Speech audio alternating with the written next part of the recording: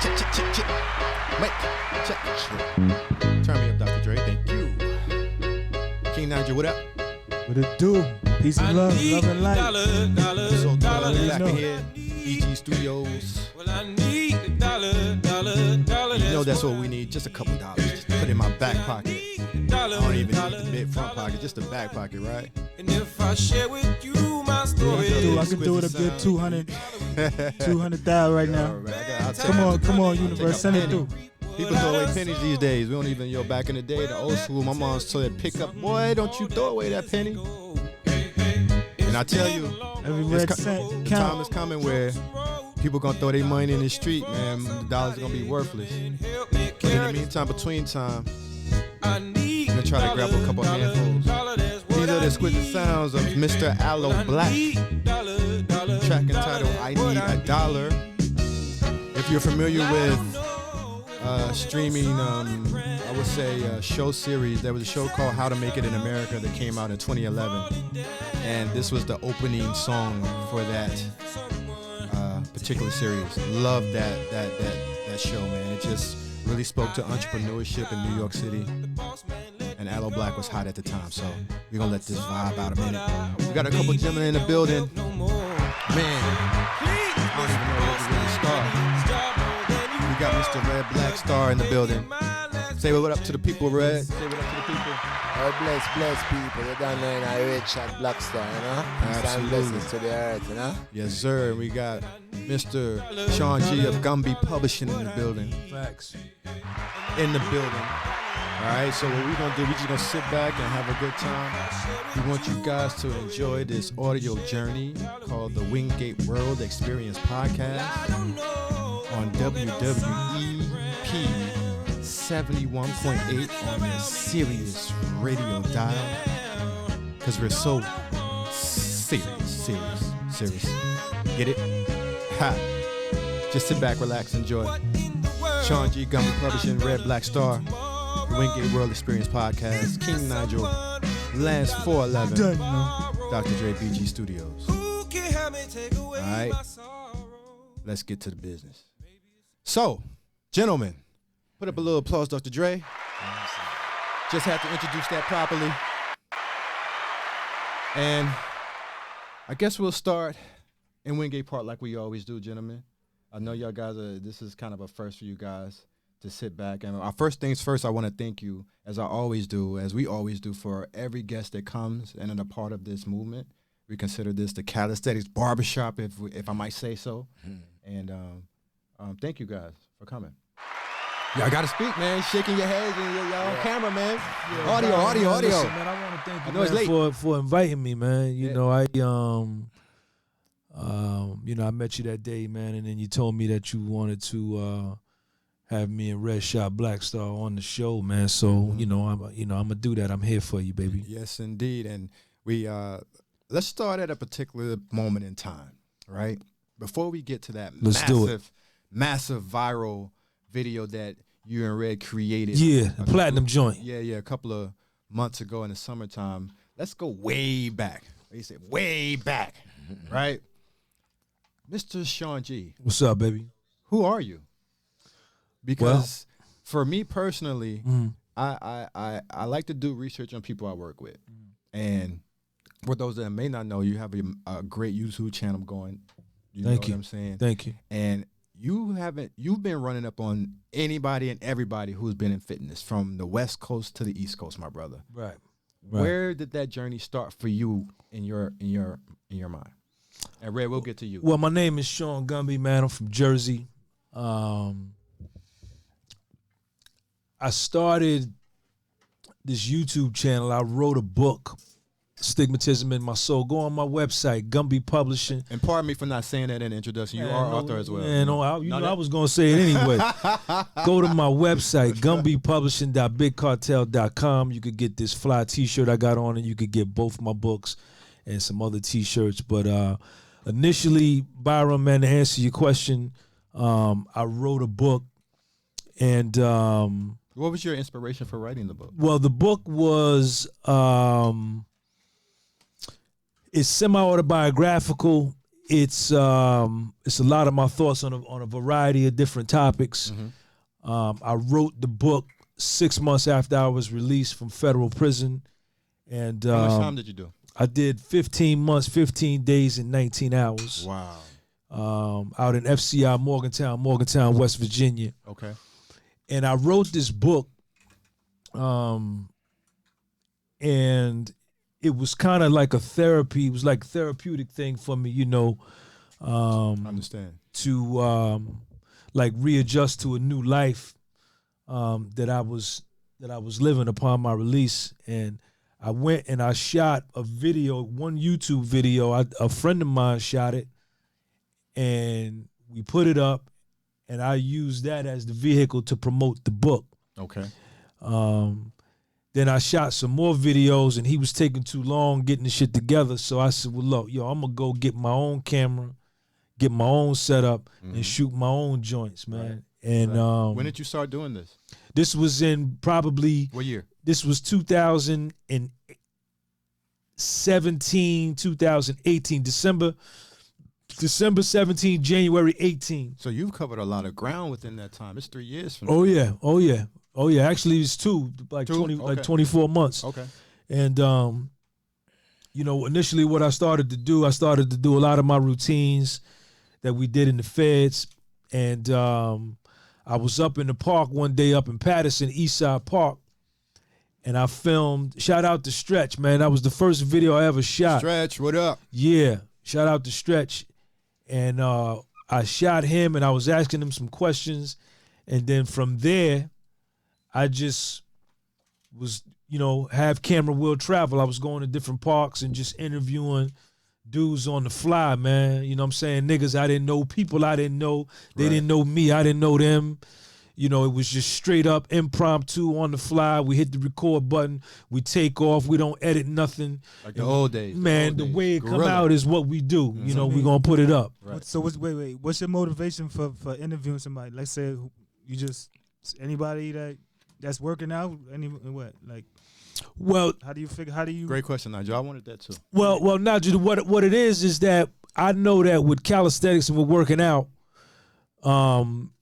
everybody's workout and everybody's body is as unique as they are themselves. And what I was attempting to do was to get an understanding of what this dude do. What do he do? What do he do? You know, because I saw,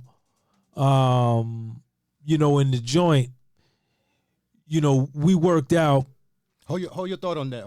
You want to come back to that? Because I want to get into calisthenics and federal prison. But Nigel, to answer your question, man, it's really just to get everybody's individual take on why they working out, what they do, what do you eat, and how does this work with you? You know, I'm just kind of getting a personal understanding of each individual. Nice. Cool. Yeah. So we paused that. So Red, we're gonna come back to you, Sean. Nice intro on there. I like that. Yeah. Getting a little sense of where you come from and what you've been doing the last few years. Mr. Red Black Shot, why go on there, boy? Yeah, you're done now. Yeah. Shout out to Red Shot Black Star, man. So he's a Wingate warrior. Been in Wingate Park for many years, and just recently, well, you've been doing your thing for a lot of years. Speak to, without giving too much information, where did you start, and why do you do what you do as far as calisthenics and fitness? Well, especially when it comes to Wingate. Well, in this time right now, I know I say, again, the vessel. It all comes back to the vessel. I've been taking a good look around. What is the vessel? The body. Okay. I've been taking a good look around and notice in this time that we are living, the average young man or the average man, by the time he reach 30 to 40, he broke down. American? Just man on the whole. It doesn't matter American. Don't matter where you come from. From the moment you don't respect and overstand the body and you abuse it, you on your way down like the Titanic. And this is what I overs and notice. So I know, again, I took that as a perfect example and say, I cannot allow my body, the one house, the one place I dwell in, Your temple. my temple, for just go so. So I take it seriously. And my job is to continue taking it seriously, because that's where I live. So where did you start in Wingate Park with that mindset of taking care of your vessel? First of all, are you vegan? Or that's not saying, I don't like to put a, I hate saying, black, I bad Byron, bad. love to eat. I will tell the people, I don't want to be a two-faced, like a double razor blade. I will tell people this. My delight is more of greens and natural greens. But now and again, you're plant-based. Plant-based. I like that better. But since I is a man where I have enough offspring, and dealing with my offspring, I must nourish them. You want to speak on how many you have? Well, We're yes, not going to be yours. yes, I. Well, I have. We got a good I have. amount of offspring. I have 13. Black. Yes, No, you serious? You got more since He said, well, how much you thought he had, Bob? Yo, the last time I spoke to you, had like 9. Congratulations. Where you at? Whoa. Yes, 4 and 2, yeah. I just, you see, them say, if I have to put it like this, again, it comes back again to the average man in his 40s, late 30s to late 40s. Right. It's majority of them are impotent. And the women say, I don't know why- about why- that. yeah, I the don't know women, about I'm that. simply saying, the women talk about it. And then I am watching it. The reason for that is, again, how they treat them body. Because some of them drink 7 days a week. They don't sleep, them bleach, them eat a lot of fast food. They don't nourish them body. So, of course, all this is part of the process of breaking down the temple. My scene, my ideology, my idea, my livity, my whole life based on the concept that since I have this one vessel to move and travel in, and I know definitely I have a choice, seeing what it has done to others that take it as a wife or a house, then just attach, I decide to detach. And me being detached, watching this, I feel stronger. I do more than I used to do when I was about 20 or 30. I run miles and miles. I run faster than the city bus. Majority of the time from Flatbush to I ain't never Bushwick. seen you run nowhere. What you talking about? Oh, right? yes, my brother. And my Word, next work. facts. I ain't never seen you do run around the track, Well, right? this I'm is- not saying you don't, but I'm just... The next thing I want to do, the next thing I will love to do, I will love someone who has a vehicle and a camera to videotape me starting to run from anywhere. It could be East 21st Street. It could be from East 21st Street to all the way to Bronxville, which is gonna be Madagascar and New Lads. And I guarantee you, I will take less than 15 minutes to reach over there. All right, pause right there. Wait, less than 15 minutes from where? Yeah, I hear what you're Yes, saying. sir. We have that audio documented, so we're gonna work on that. We're gonna see. From Flatbush to... From Flatbush. For those of you that don't live in New York you mean City, church? Flatbush. Church From in- Flatbush, East 21st Street. On Church? And no, from East 21st Street to run all the way to New Lads and Madagascar. New Lots in Madagascar. 15 minutes? pause Yes, that. All right, 15 all right, minutes. pause that. Wow. That's a great feat if you could do that. We definitely got to have the camera Well, for that. all what you have to do to bring it to the All world. right, time out. Yes, sir. We're going to go back to Sean, all right? All Hold your right. thought. We're going to come back. Yes, What's sir. up, baby? So, Sean, we're going to get back to you. So, being from where you've gone and having to do federal time and things of that nature, and now coming out, restructuring your life, becoming an author, being a parent, from your experience, is calisthenics a product of the prison system? Is that the root, would you say? Because people say calisthenics is a jail workout. It's a federal prison workout. From someone who has experienced it, what do you think? Well, I can't give you. First of all, let me tell you, Red Bull, send my check, man. Oh, Red Bull, send my check, man. Check it out. Check it out. Yo, and split Send my that check. too, man. Send our residuals too. We want that. Byron, I went to the joint in 2014, so I can't speak to the origin of calisthenics. Right. But just you from, know what I'm from saying? your own experience. But, what did you see? But niggas in there, they doing that. And we had a weight pile. I was at FCI Morgantown, West Virginia. Oh, we still had weights in there? We had a weight pile. Oh, nice. We had a weight pile, and they had calisthenics. So the dudes, I mean, I you know, the dudes that looked the best and they was the calisthenics dudes, man. I've heard that. Them the one they looked the best. Shout out to Big Hurt on the West Coast. You know, and you know, when I went in there, I was on this, you know, let me get strong, let me lift all this weight. I was benching like 335, but I couldn't give you 10 pull-ups. Interesting. I couldn't do 10 pull-ups. And I said, well, something is wrong with this here, man. This ain't even right, you know. So toward my end of my sentence, I got off the weights and I just went strictly with calisthenics, man. And you know, that's pretty much all I fuck with now. I don't go to the gym. I don't, you know, I'm straight calisthenics. Right. But niggas in the joints, niggas in the feds is fucking with calisthenics. Now for you, there's this interesting thing that you do. You have this interesting two-step with your burpee routine, right? Yeah. I always kid you about it because I just find it so fascinating. I told you I'm gonna try to take that move, man. It's super cool. Where it's more than a two-step actually. It's almost like a 4 to 6 step. If you really look at it, where did you learn that style? And check out his if you don't know what I'm talking about, when you check out his YouTube. Go to my YouTube channel, man. Gunby Publishing, man. Hottest channel on YouTube. Yeah, man. will you see what is it called? Can't fucking miss it. Hottest channel on YouTube, man. Yo, where did you get that style from? Yo, I was I used to see these dudes, man. I used to see this dude from Kentucky and this dude from Atlanta do burpees, and they would do like 250 to 300 burpees. They would burpee for like 45 minutes to an hour straight, right? Goodness. And the shit was fascinating to me. So when I started to come home and shit, I wanted to lean out. I ran into this kid from Ohio, and he said, Sean, you know, let's do some burpees, right? Right. So I was a little intimidated and shit, you know, because he said, well, we're not going to do 200, 250, we do 100. So I got with him. He did the burpee. And when me and him was doing it, he did sort of like a little wipe with the foot. You understand? And that's what they call a little wipe, little swipe. Right. And I took a little bit of that and make your own style. Add my own little flavor to it, man. That joint is super ill, man. Thank you, man. So what gave you the wait, actually, let me hold that. I'm gonna go back to your red. Where did you get your style from? Because you have a certain style, and they don't know about your alter ego, which you didn't even get into. People haven't even seen that yet.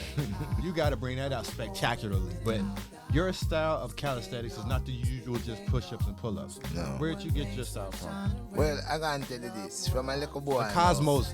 Yes, sir, but it's my mom's. The funniest thing was a woman. Same way. My mom's was a serious woman. Okay.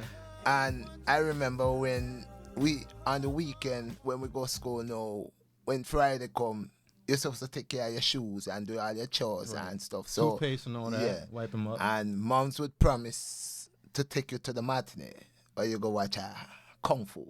Okay. Karate. Bruce Lee, all that? Bruce Lee, everything, yes. My mother was a lady where she was very into self-defense. And really? Yes, and I always told us, be humble, but also we're supposed to know how to defend ourselves. So from my youth, I was in martial arts. I was put into martial arts. My first sensei was from Japan, Mr. Hashitaka. What year was this? This was like I would say in the early 80s. Wow. Okay, when it was real out there, everybody was really learning that Kung Fu. And then I had a brother that was a boxer, and my other brother used to do martial arts. He used to go to a guy that fight mostly all around the world, where I think they call him Coco. His name was really? Coco. A very good guy. So I always seen this self-defense and going around. My mother had 13 children too also. So it's like brothers trying, and I was tussling, shadow boxing. So it been there. Doing what brothers do. Yeah, and the thing about it, it was important to learn to defend yourself. It was very important, because if we didn't defend ourselves and our elder brother was coming up or our sister was coming up and we had a fight and we didn't fight, we get our butt beat by the person that saw you didn't defend yourself. So That's how it goes. yeah, it was very important. So the martial arts, this is I taking it from all there.